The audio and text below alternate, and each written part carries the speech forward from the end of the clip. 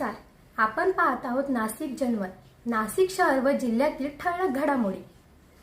पाहत रहा नाशिक जनमत.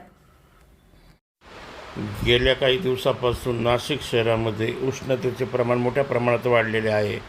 त्यामुळे सध्या नागरिक थंड पेयाकडे वळलेले आहे.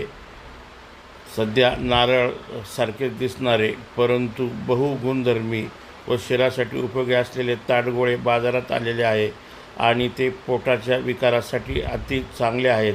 याविषयी क्या फायदे में रहता है?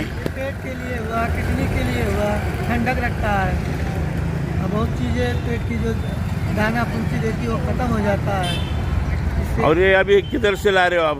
ये पाल घर धानू अलीबाग से भी आता है माल, ये आता है दरिया किनारे से। और कैसा है वो डजन? ये 160 रुपये दर्जन है। तो ये बड़ा वाला क्या? ये फल काला का 40 रुपये का है, फल लेंगे 40 का? हाँ फल का। और उसके अंदर कैसा आता है ताड़गोला दिखाओ. भैया उसका वो छोटा छोटा है. हाँ एक के अंदर 3 निकलता है. हाँ 3 निकलता है। 160 रुपये. 160 रुपये। ओके.